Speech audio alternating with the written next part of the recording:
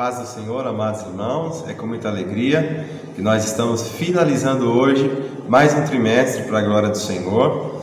A nossa lição de hoje, número 13, nós estamos finalizando, temos essa honra, recebemos esse privilégio de administrar as aulas, agora plataforma digital, como nós estamos aí nos acostumando. Acredito que muito dificilmente as coisas voltarão a ser como eram, mas o Senhor é aquele que sempre nos dá estratégia, sempre nos dá recursos para que a palavra seja pregada. A palavra não está presa, a palavra sempre alcança o objetivo ao qual o Senhor predeterminou. Eu estou muito feliz por estudar com vocês um pouco sobre o livro A Carta de Paulo aos Efésios.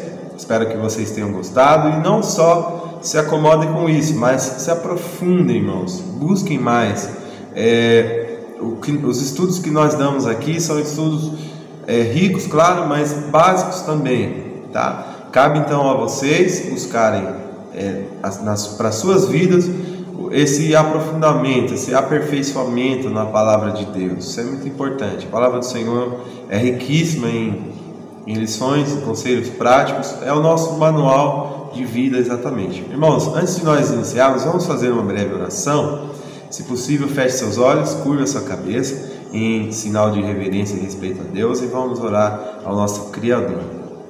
Pai bendito e santo, agradecemos ao Senhor pela oportunidade maravilhosa, Senhor, rica, de poder, Senhor, estudar a Tua Palavra, de poder ter contato com a Tua Palavra e também de praticá-la, Senhor, nas nossas vidas, de aplicá-la em todas as áreas das nossas vidas. Que o Senhor nos incentive a buscar mais conhecimento de Ti, Senhor, na Tua Palavra, pois ela é fonte de vida também para nós, ela é o nosso manual, ela é a nossa bússola. Por isso, Senhor, nos tira, Senhor, da posição cômoda que nós estamos e nos direcione ao estudo da Sua Palavra. Que essa aula alcance, meu Deus amado, mais e mais pessoas e que gere fruto em seus corações, em suas vidas, e que esses frutos sejam evidenciados no seu dia a dia, com a sua família, na sua escola, no seu trabalho, em qualquer área, Senhor, da sua vida.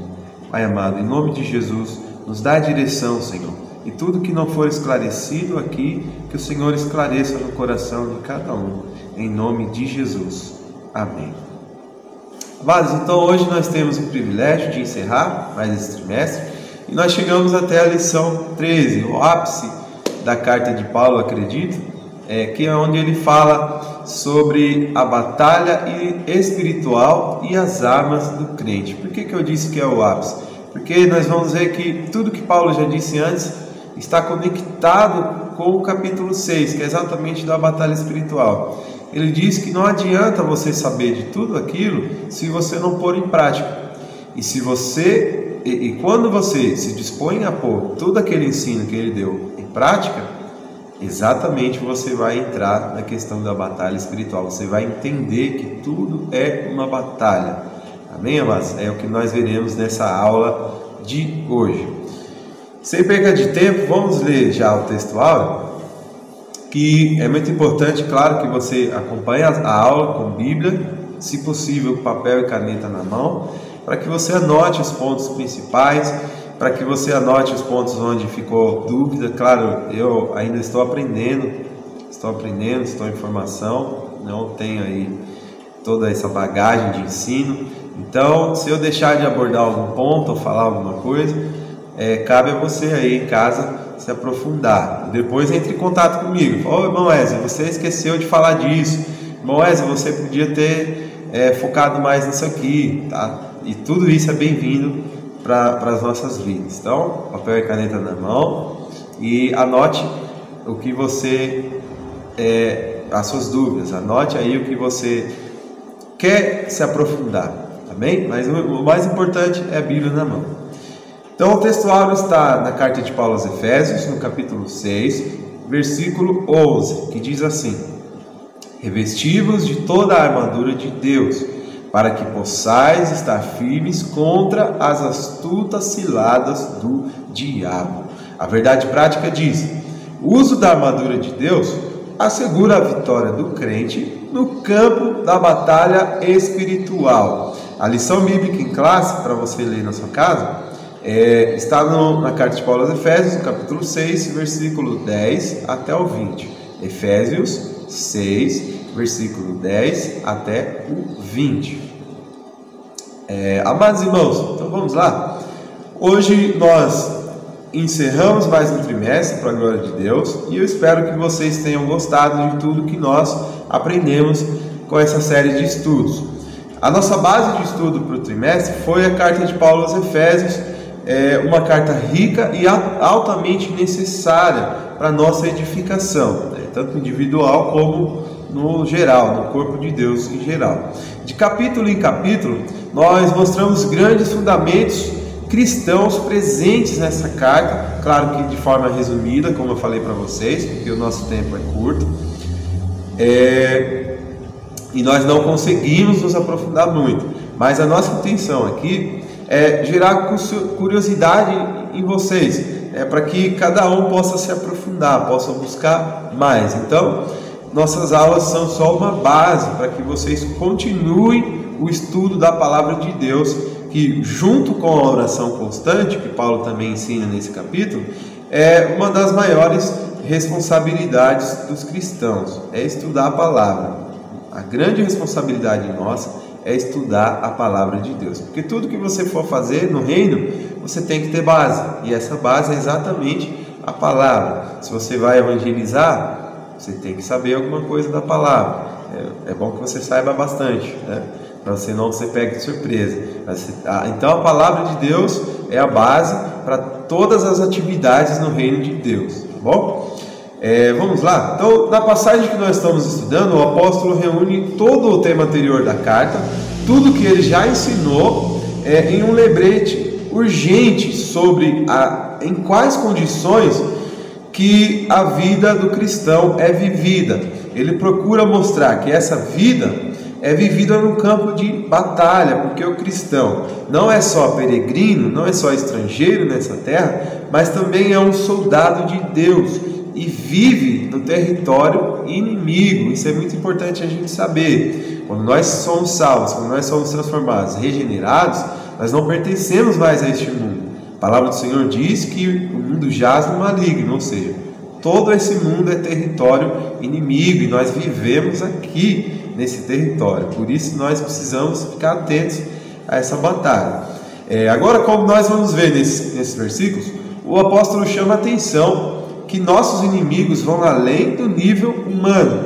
Os inimigos que nós encontramos são sobre-humanos, e a única forma de lutar contra eles é buscando exatamente a força espiritual. É preciso lembrar que o cristão pertence tanto ao reino natural, ao reino físico, como ao reino espiritual. E por isso nós enfrentamos inimigos naturais e inimigos espirituais. E portanto, como Paulo ensina nesse capítulo, nós precisamos buscar não só a força física, mas a força espiritual. A força física que eu digo é a resistência do nosso corpo, porque o nosso corpo também sucumbe. Então nós precisamos da força natural e também da força espiritual.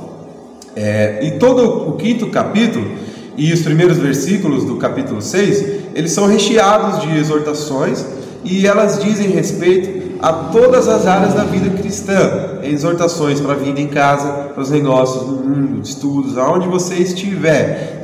Na aula passada, por exemplo, nós falamos sobre a conduta do marido, a conduta da esposa. Se você continuar no capítulo, no comecinho do capítulo 6, ele fala sobre o empregado, sobre o patrão. Então isso é bastante importante. A intenção de Paulo aqui, então, no versículo 10, que é onde nós vamos começar o nosso estudo, é de não apenas introduzir o tema que se segue, que é a batalha espiritual, mas também de dar base, de ligar tudo aquilo que ele já falou com o tema qual ele vai começar a falar, que é exatamente o tema batalha espiritual. O tópico 1, nós vamos iniciar agora, traz para nós o preparo espiritual do crente para a batalha. Efésios 6, versículo 10 diz o seguinte: quanto ao mais, sede fortalecidos no Senhor e na força do seu poder. A expressão aqui, quanto ao mais, que ele usa, significa finalmente, ou quanto ao restante. É como se ele estivesse falando assim: eu já falei isso e isso, agora falta falar mais uma coisa. Paulo nos dá uma ordem, um mandamento: sede fortalecidos no Senhor e na força do seu poder. A expressão sede fortalecidos, ela está no presente passivo no texto. O tempo presente significa que algo está sendo feito agora. Por isso que é uma lição também para nós, os cristãos deste tempo, de todos os tempos. Porque ele traz um mandamento que tem que ser praticado já, no tempo presente, agora. A voz passiva indica que algo está sendo feito em alguém. Isso significa que o ato de ser fortalecido é algo que está acontecendo agora, no presente, e que alguém está fazendo isso em nós. Com base no texto, nós descobrimos que é Deus quem nos fortalece, e a origem desse poder está nele. É Deus quem fortalece o seu povo através do seu poder, através da sua própria força. A voz passiva, então, sugere que nós mesmos não podemos fazer isso. O que é voz passiva?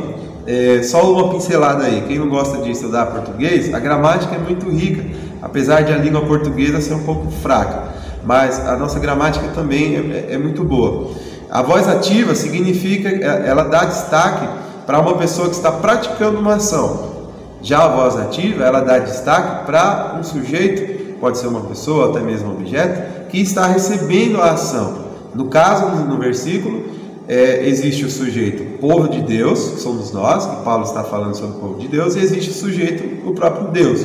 No caso, se fosse a construção na voz ativa, seria o contrário, seria Deus fortalece o seu povo, mas como é a voz ativa, sede fortalecidos em Deus, ou seja, nós somos o sujeito passivo que estamos recebendo a força de Deus, tá? Por isso que Paulo coloca a conjugação do verbo na voz passiva. Então esse poder vem de Deus, e é o mesmo poder que foi mencionado, por exemplo, no capítulo 1, no versículo 19, e no capítulo 3, no versículo 16. No capítulo 1, 19, Paulo ele diz que Deus ressuscitou a Cristo por meio do seu poder. Já em Efésios 3,16, nós lemos que esse poder nos é dado por meio do Espírito Santo para que Cristo habite em nós. O mesmo poder que ressuscitou a Cristo é o poder de Deus, é esse mesmo poder que nós temos que buscar em Deus. Sede fortalecidos, é exatamente isso. Nós temos que buscar, esse poder está acessível, está disponível, mas nós que temos que buscar. Só que é Deus quem nos fortalece, entendeu? Então Paulo está dizendo, vocês não têm força em vocês mesmos para praticar tudo isso que eu falei, que eu ensinei agora há pouco. A única forma de vocês terem força é vocês buscando essa força em Deus. Então o fortalecimento no Senhor é fruto de uma vida de comunhão e busca de nós para Deus. É algo que nós precisamos cultivar através do estudo diário da palavra, da prática desse estudo, porque não adianta só estudar e não praticar, não adianta, e também a prática constante da oração e súplica, citada por Paulo no versículo 18, que nós vamos ver mais para frente. E eu acho interessante que os salmistas, eles conhecem bem esse mandamento de buscar força em Deus. No Salmo 19, verso 11, por exemplo, diz assim: o Senhor dá força ao seu povo, o Senhor dá ao seu povo a bênção da paz. Já no Salmo 28, verso 7, diz assim: o Senhor é a minha força e o meu escudo, nele o meu coração confia e dele recebo ajuda. Meu coração exulta de alegria e com o meu cântico lhe darei graças. O Salmo 105, verso 4 diz assim: recorram ao Senhor e ao seu poder, busquem sempre a sua presença. Então o Senhor é quem nos fortalece. Amém, amados irmãos? Deus. O tópico 2 traz para nós assim: conhecendo o campo da batalha espiritual. Efésios 6,11 diz assim: revestivos de toda a armadura de Deus, para poderdes ficar firmes contra as ciladas do diabo. Paulo então fala sobre nos revestirmos, por exemplo, em Romanos 13, 12 a 14. Ele diz assim: a noite está quase acabando, o dia logo vem, portanto, deixemos de lado as obras das trevas e vistamo-nos a armadura da luz, comportemo-nos com decência, como quem age à luz do dia, não em orgias e bebedeiras, não em imoralidade sexual e depravação, não em desavença e inveja. Pelo contrário, revistam-se do Senhor Jesus Cristo e não fiquem premeditando como satisfazer os desejos da carne. Nós vemos isso, outra referência desse revestimento também em 2 Coríntios capítulo 6, versículo 7, que diz assim: na palavra da verdade e no poder de Deus, com as armas da justiça, quer de destaque, quer de ataque, quer de defesa. Em 1 Tessalonicenses capítulo 5, verso 8, diz assim: nós, porém, que somos do dia, sejamos sóbrios, vestindo a couraça da fé e do amor e o capacete da esperança da salvação. Olha que maravilhoso todas essas referências. O texto de Efésios 6:11 deixa bem claro que essa armadura pertence a Deus e não a nós. Armadura de Deus. A palavra armadura no grego então é panóplia e se refere a toda a armadura de um soldado fortemente armado, da cabeça aos pés. Quando escreveu, Paulo estava preso em uma prisão romana, e como a gente sabe que Paulo era muito observador, assim como o Senhor Jesus, ele comparou a armadura cristã, a armadura de Deus, que é fornecida por Deus, com a armadura completa de um soldado romano. Essa armadura serve para que haja defesa contra as ciladas do diabo. Aqui Paulo introduz o nosso inimigo. Ele diz que o seu nome é diabo. A palavra diabo significa acusador, alguém que acusa. Como já foi dito, essa armadura serve para nos defender dessas ciladas, das ciladas do nosso acusador. A maior arma do inimigo é exatamente as mentiras, o falso testemunho, as acusações. Por isso ele é diabo, por isso ele é acusador. A palavra diz que ele está de dia e de noite nos acusando perante a Deus. Ele sempre está lá como uma acusação, e não só nos acusando a Deus, mas também nos acusando um ao outro. Ele tem a audácia de chegar no meu ouvido e soprar que tem alguém contra mim, fulano. O fulano está fazendo isso e isso contra você. Esse é o acusador, é o inimigo. A maior arma dele é isso, é a mentira. A palavra ciladas no texto grego significa tramas, truques. Essas ciladas são os truques de Satanás para enganar os cristãos. Ele pode até aparecer como um anjo de luz, como diz lá em 2 Coríntios capítulo 11, 14, versículo 14. As ciladas também são as tentações, a incredulidade, o pecado e a conformidade com o mundo. Paulo teve muitas experiências com essas ciladas. Ele nos adverte: não ignoreis os seus ardis. Por exemplo, tem algumas referências, caso você queira anotar. 1 Coríntios 7, versículo 5, 2 Coríntios 11, versículo 3 e 14, e 1 Tessalonicenses, capítulo 2, versículo 18. Vocês confiram aí na casa de vocês. As principais áreas que o nosso inimigo investe são as seguintes: as principais armas, estratégias que ele usa: confundir a mentira com a verdade, como eu falei. A maior arma de Satanás é a mentira. Deturpar as escrituras, distorcer as escrituras, tá? Dissimular e induzir a dissimulação, aos atos falsos, fazer falsos sinais, fazer acusações, como nós disse, semear incredulidade, promover ideologias anticristãs. Então, diferente do que a maioria dos ensinos neopentecostais ensinam, a maior investida de Satanás não é atingir a nossa vida física, a nossa vida material. O inimigo, como nós sabemos, ele tem o poder. A gente vê isso lá em Jó, por exemplo. Ele tem o poder para, claro, Deus é quem concede, né? Deus é quem permite, aliás. Ele tem o poder para tocar nas nossas finanças, tem o poder para tocar na nossa casa, tocar no nosso emprego, no nosso carro, sim. Mas a maior investida do inimigo não é na área física, é na área espiritual, é na nossa mente. A palavra diz que ele cega o entendimento das pessoas para que elas não possam, para que elas não venham a entender o Evangelho, a riqueza do Evangelho. Por isso, o campo de batalha do inimigo é a nossa mente. Ele não está muito preocupado em acabar com a sua vida física e material.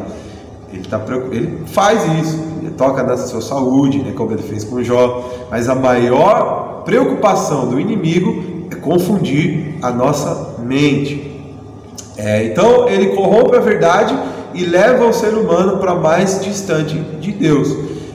Já em Efésios 6,12 diz assim: porque a nossa luta não é contra o sangue e carne, e sim contra os principados e potestades, contra os dominadores deste mundo tenebroso, contra as forças espirituais do mal nas regiões celestes. Então Paulo deixa claro que nós não lutamos contra forças humanas, porque ele diz que nossa luta não é contra carne e sangue. Os nossos inimigos são invisíveis aos nossos olhos. Ele cita principados, potestades, dominadores do mundo, forças espirituais. Alguns ensinos dizem que esses seres que ele citou aqui são a mesma coisa, são só uma classe de espíritos. As forças espirituais do mal, então, os seres espirituais que o diabo governa. Muitos dizem que eles são a mesma coisa. Outros interpretam como sendo classes hierárquicas do exército de Satanás. Principado é uma classe, potestade é outra, dominadores é outra classe. Então Paulo menciona esses três seres espirituais, essa classe de seres, esse tipo de seres também em Efésios 1, no versículo 21, Efésios 2, capítulo 2, versículo 2, né? Capítulo 2, versículo 2, Efésios 3, versículo 10, tem também Romanos, capítulo 8, versículo 38 e 39, Colossenses, né, no capítulo 1, versículo 13, mas o texto de Efésios 1, 21 nos chama atenção, bastante atenção. O texto diz que Cristo está acima de todo principado e potestade e poder e domínio. Então, quando a gente lê o texto de Efésios 6, 12, à luz, ou seja, baseado em Efésios 1, 21, nós aprendemos que Satanás está debaixo da autoridade de Cristo. Muitas vezes nós ouvimos tanto que Satanás tem poder, que parece que ele é um poder independente, parece que ele faz o que quer, parece que ele é poderoso igual a Deus. Só que a diferença é que ele anda na direção contrária. Só que isso é um erro terrível. Satanás não é Deus, ele não é igual a Deus, ele só vai até onde Deus lhe permitir. Então ele está debaixo do domínio de Cristo. Todos esses inimigos estão debaixo do domínio de Cristo. Então não preciso ficar sabendo se tem posições hierárquicas no reino de Satanás, se tem um mais forte, se tem um mais fraco. Não, o que eu preciso saber é que Cristo está acima de todo o poder do mal, de todo o poder das trevas. A gente precisa entender que quando a Bíblia diz que Satanás tem poder, se refere ao fato de que ele é mais forte do que nós, que somos seres humanos, tá? Então ele não é poderoso em si, ele tem a força, mas não tem o poder. O poder está nas mãos de Deus. A Bíblia diz que todo o poder está nas mãos de Deus. E é como o nosso querido Martinho Lutero disse: Satanás é um cachorro na coleira de Deus, ele só faz aquilo que o Senhor lhe permitir. O tópico 3 vai falar para nós sobre as armas espirituais indispensáveis ao crente. A gente vai levar um pouquinho mais de tempo para falar sobre esse tópico, mas nós vamos tentar ser o mais objetivo possível. Depois de escrever sobre o nosso inimigo, agora Paulo então fala sobre a armadura de Deus. Preciso lembrar que essa armadura não nos pertence, mas ela é de Deus. Ele só nos reveste com ela, tá? Essa armadura de Deus, ela vem de Deus. Políbio, que foi um grande historiador dos séculos antes de Cristo, escreveu diversos livros de história e ficou bastante conhecido como uma autoridade nas táticas de guerra, nas táticas militares. Em um de seus livros ele faz uma descrição completa da vestimenta que uma infantaria romana usava, os soldados romanos usavam. Paulo ele omite duas peças essenciais dessa armadura, as chamadas grebas, que eram parte da armadura que cobria as pernas desde o joelho até os pés, e também as lanças. Paulo não fala da lança. Porém, alguns estudiosos eles entendem que Paulo não estava se baseando totalmente na figura do soldado romano, mas que ele tinha em mente a figura do Antigo Testamento, que descreve Deus como um guerreiro. A gente vê, por exemplo, referências assim lá nos textos de Isaías 11, versículo 4 e 5, e Isaías 59, versículo 14 a 17. Depois vocês dão lá uma conferida. Então não tem nada de surpreendente na armadura. O que nós encontramos nela é o velho feijão com arroz, é o básico, né? Que nós aprendemos na escola dominical, que nós estamos fazendo aqui. O que simbolizam as armaduras que Paulo cita? A armadura que Paulo cita, cada peça: oração, leitura da palavra, vida justa e reta diante de Deus, e por aí vai, é o básico. As peças da armadura representam isso, o feijão com arroz: leitura da palavra, oração, uma vida reta, uma vida piedosa diante de Deus. Mas o que Paulo nos apresenta aqui é apenas uma ilustração daquilo que caracteriza a vida cristã. E essas características, elas são tudo aquilo que Cristo conquistou para nós na cruz. É exatamente isso. O texto de Efésios 6,13 diz: portanto, tomai a armadura de Deus, para que possais revestir no dia mau, e depois de terdes vencido tudo, permaneceis inabaláveis.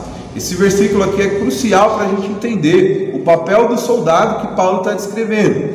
É muito comum a gente ouvir que a igreja tem que ir ao ataque, a igreja tem que avançar contra os demônios e contra os poderes do mal. Só que não é essa figura que Paulo pinta aqui.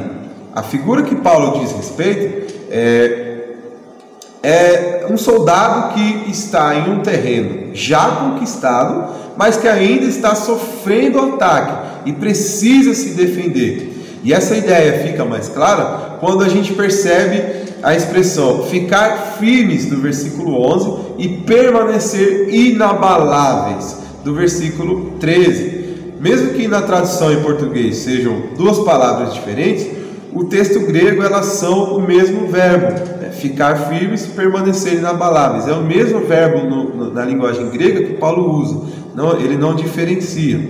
Esse verbo é usado no sentido militar e indica assumir um posto de vigia, ou também significa sustentar uma posição crítica durante a batalha. Então Paulo repete a exortação de Efésios 6,11 sobre tomar a armadura de Deus. E vamos perceber aí que o texto insiste em deixar claro que a armadura pertence a Deus. O objetivo de tomar essa armadura é para resistir o dia mau. Em Efésios 5,16, por exemplo, nós lemos que os dias são maus. O dia mau de Efésios 6,13, então, é o dia do conflito da nossa alma. E pode ser qualquer luta espiritual que nós travamos na nossa vida. O Salmo 34,19 diz que muitas são as aflições do justo, mas o Senhor a livra de todas. Tá? Então, vamos prosseguir aí. Efésios 6, versículo 14, diz assim: estais, pois, firmes, cingindo-vos com verdade e vestindo-vos da couraça da justiça. A NVI traduziu a frase estais, pois, firmes assim: assim mantenham-se firmes. Essa é a versão NVI. Assim mantenham-se firmes.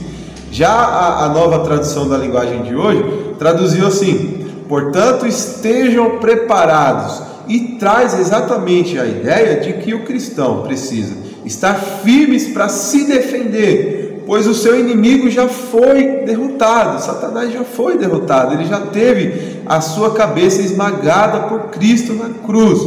Só que ele não foi totalmente derrotado. Ele ainda, com o resto da sua força, tenta causar o máximo de destruição, enquanto ainda não foi aniquilado totalmente. A gente vê que quando Cristo voltar, quando ele raiar das nuvens, ele destruirá o anticristo, né, com o sopro da sua boca, e toda a corja do mal será lançada no fogo ardente, no lago de fogo. Aí sim ele será aniquilado totalmente. Os versículos 14 ao 17 nos apresentam então 6 peças da armadura. 4 delas são mencionadas de um modo específico, mas o cinturão e as sandálias estão um pouquinho escondidos, camuflados, né? Nesse versículo, o apóstolo Paulo nos apresenta as 2 primeiras ferramentas da armadura de Deus: o cinturão e a couraça, né? Então a gente vai começar aí pelo cinto. A primeira coisa que temos que saber é que cingir significa pôr a cintura ou apertar.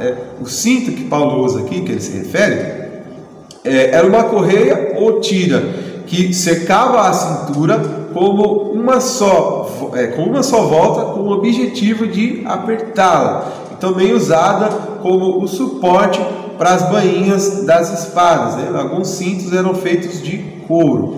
O cinto então era a peça que mantinha firme todas as peças da armadura. O cinto é o elemento que mantém a estrutura, por isso ele é de extrema importância. Todas aquelas peças da armadura eram sustentadas pelo cinto, né, por este cinto. Essa estrutura então é comparada por Paulo como a verdade.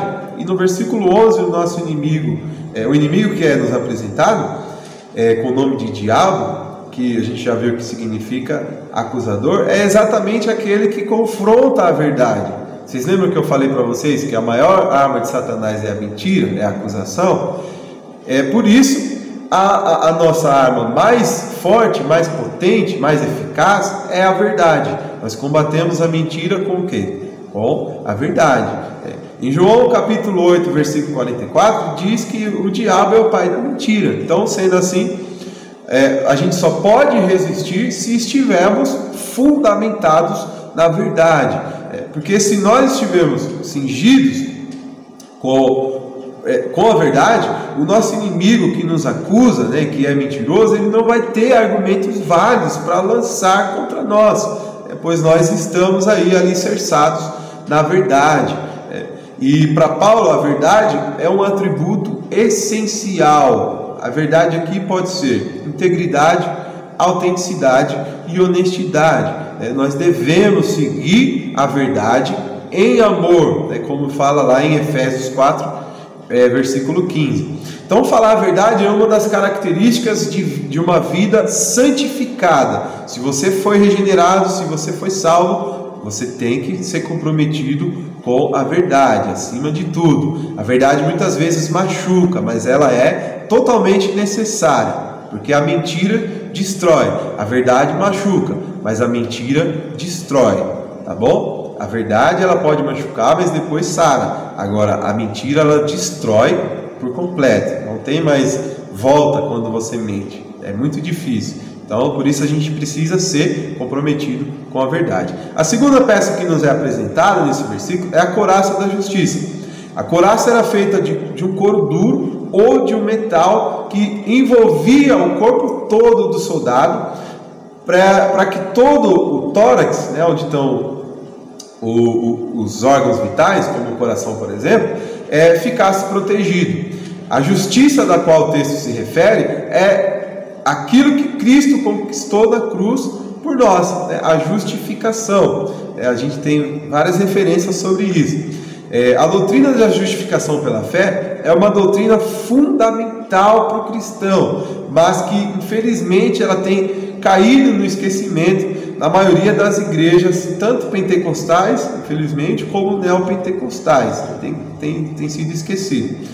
Romanos capítulo 5, versículo 1 diz: justificados, pois, mediante a fé, temos paz com Deus, por meio de nosso Senhor Jesus Cristo. A justificação, então, é o ato de Deus redimir os nossos pecados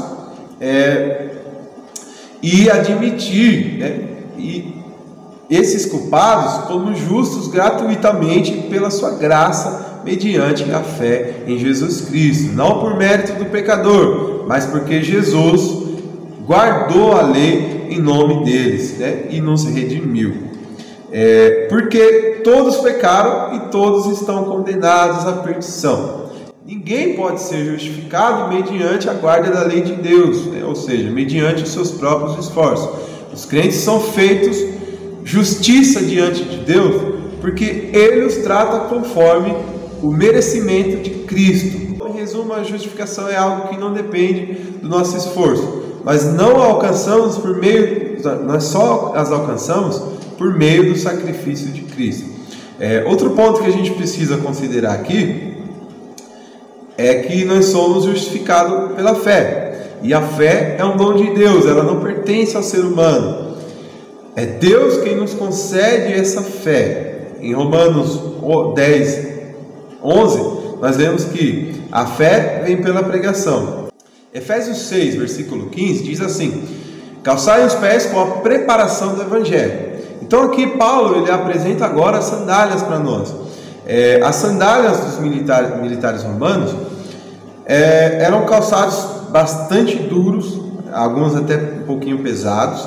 Eles eram feitos de couro, essencialmente, para proteger os pés dos soldados e também manter o equilíbrio em soldados acidentados, esburacados, né, com pedras. E isso proporcionava bastante apoio aos seus pés, era o que eles precisavam para marchar. Eles marchavam grandes distâncias, não tinha avião, não tinha barco, não tinha carro, então eles tinham que marchar longas distâncias, e para isso essa sandália proporcionava um grande equilíbrio para eles.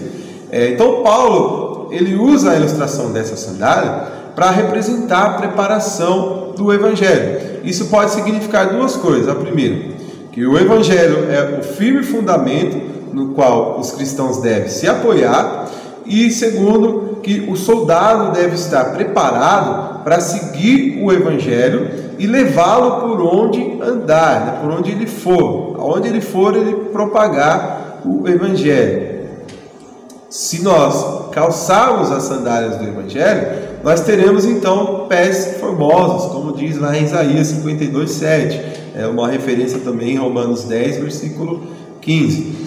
O Evangelho da paz é a paz com Deus pela salvação através da pregação. Em toda a carta aos Efésios, Paulo ressaltou como o Evangelho traz paz e nos reconcilia com Deus. Em Efésios, a paz é o elo que mantém a unidade também entre os cristãos, não só entre os cristãos e Deus, o homem e Deus, mas também entre cristão e cristão, homem a homem. Essa paz é a mesma referida em Romanos 5, versículo 1.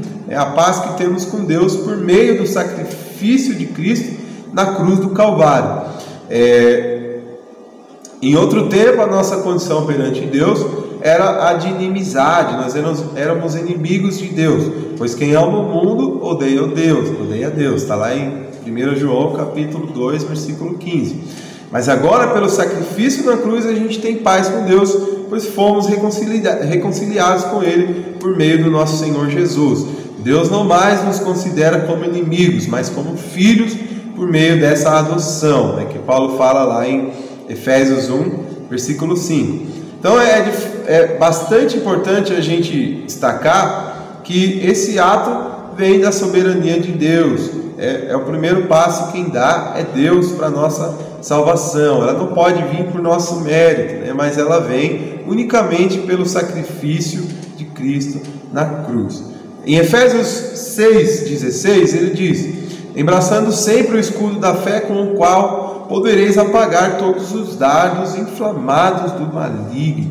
O escudo aqui, que Paulo menciona, era muito grande e muito pesado, e ele protegia todo o corpo.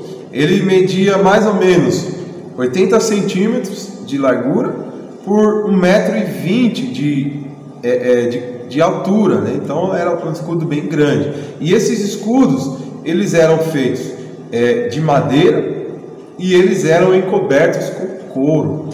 A referência aqui, então, é o escudo dos romanos, né? Que tinha uma estrutura metálica e às vezes uma massa de metal no centro.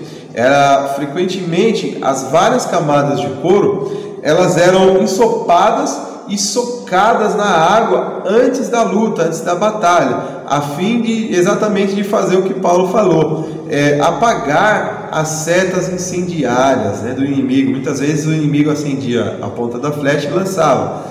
Isso causava uma destruição terrível. Então esses escudos que tinham seu couro ensopado na água, quando a flecha batia nele, a flecha apagava aquele fogo. É exatamente o que Paulo ensina aqui. A fé então aqui descrita é a confiança em Deus, a fé que traz a libertação, é a fé que nos guarda, ela nos protege desses dardos inflamados do inimigo. Então Satanás, ele lança o dardo inflamado em nosso coração e também em nossa mente. Isso ele faz em forma de mentiras, pensamentos blasfemos, pensamentos ruins, pensamentos de ódio contra os outros, dúvidas, desejos ardentes pelo pecado. E se nós não apagarmos esses dardos pela fé, eles começarão o quê? Um incêndio. A intenção dos inimigos em lançar essas flechas acesas era causar incêndio no meio dos soldados, através das suas roupas, das suas vestes. E se aquele fogo se alastrasse, era uma destruição terrível. Então é exatamente isso que Paulo está ensinando aqui. Em Efésios 6,17, ele diz: tomai também o capacete da salvação e a espada do Espírito, que é a palavra de Deus. O capacete da salvação era uma parte da peça militar, da peça dos soldados, que era ajustado e também ele tinha que ser feito um pouco mais leve para proteger a cabeça, e fazia com que os soldados, e também interessante é que eles eram mais alongados e eles davam a impressão de que os soldados eram mais altos, mais imponentes. Isso já causava um grande impacto nos inimigos. Os capacetes romanos então eram feitos de bronze e tinham uma camada de feltro ou esponja. Satanás, ele deseja atacar a nossa mente, e foi assim que ele derrotou, por exemplo, Adão e Eva. Foi aqui, a mente, ele distorceu a mente, tudo aquilo que Deus tinha ensinado para Adão e Eva, ele conseguiu distorcer. Então esse capacete da salvação se refere à mente controlada por Deus. Deus é quem controla a nossa mente. Agora, já da espada do Espírito, ao contrário do que muito pensa, não é uma arma de ataque, ela é uma arma de defesa, da armadura de Deus. Não existem peças de ataque, mas só de defesa. Lembre-se do que a gente disse, que o soldado que Paulo está descrevendo aqui é um soldado que já está em terreno conquistado, e ele tem que se defender do inimigo que ataca. A palavra grega usada para espada é makaira, ou a gente lê ela como mahaira. Vai aparecer aí para vocês a forma de escrita, tá?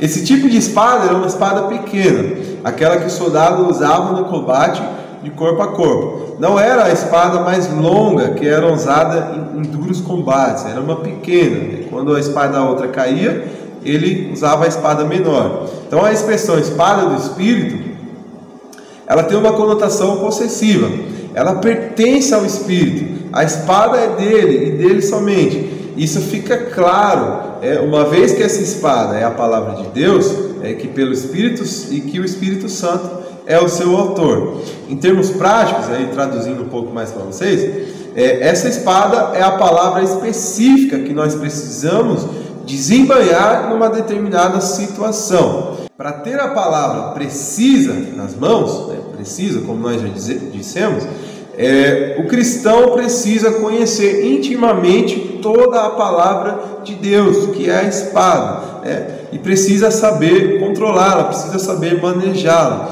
Quando Jesus foi ao deserto para ser tentado pelo diabo, ele resistiu aos ataques do diabo, respondendo com textos bíblicos. ele não atacou o diabo, ele resistiu o diabo se defendendo, ele usou a espada, a palavra, para se defender. Então, quando Satanás vier nos tentar, o que nós usaremos para nos defender? Entendeu? E para terminar, Paulo fala da oração, mas como nós já falamos, é a oração constante, então não precisa a gente voltar nesse assunto para não estender muito o vídeo. Vocês entenderam então a nossa aplicação aqui? Nós somos soldados que já vivemos em um terreno conquistado. Cristo já conquistou a batalha, mas como eu disse, o inimigo, com o resto do poder que ele tenta causar o máximo de destruição que ele puder. Ele já se rendeu, ele já foi vencido. Por isso, enquanto ele está tentando causar o máximo de destruição que ele pode, a nossa função não é atacar, porque se o inimigo já foi vencido, quem nós atacaremos? Então a nossa principal função como soldados de Cristo é resistir a esses ataques que ele ainda faz, tentando causar o máximo de destruição possível. Amém? Nós somos vigilantes de Deus. Então, vistamos essa armadura de Deus e estejamos vigilantes, estejamos firmes para resistir a esses ataques, para batalhar, para pelejar pelo nosso Deus, mas pelejar no sentido de resistência. Espero que vocês tenham entendido. Se você discorda da minha opinião, da interpretação que eu tive aqui, você tem total liberdade para comentar, para deixar sua opinião, falar: não, irmão, está errado isso aí que você falou, tá bom? Deus abençoe a vida de vocês. Vamos orar para nós encerrarmos em nome de Jesus. Pai querido e santo, oramos, Senhor, por mais essa aula que nós tivemos, mais esse tempo, que o Senhor nos ensine e que o Senhor possa nos revestir, Senhor, da tua armadura, para que nós possamos resistir aos ataques do inimigo que já foi derrotado. Porém, a intenção dele agora é causar a maior destruição possível que ele pode realizar, que ele pode fazer. Portanto, nos ensine, Senhor, a resistirmos aos seus ataques. Nos ensine a controlarmos, Senhor, a nós mesmos nas horas em que ele tenta nos inflamar com mentiras, a hora que ele traz acusações, Senhor, até a nossa mente. Blinda a nossa mente conforme a tua palavra, que o teu Espírito controle as nossas mentes, que o teu Espírito trabalhe em nossas fraquezas, para que nós possamos estar realmente firmes no dia em que o ataque vier. Senhor, em nome de Jesus, abençoa as pessoas que assistiram esse vídeo, abençoa os seus lares, se possível afasta todo o mal das suas vidas e que o teu nome seja glorificado através da vida delas. Abençoa os nossos pastores líderes, tanto ministerial, quanto setorial, quanto local, em nome do Senhor Jesus. Derrama a bênção sobre as vidas deles. Nós agradecemos no nome santo de Jesus. Obrigado pela sua companhia, que Deus nos abençoe em nome de Jesus.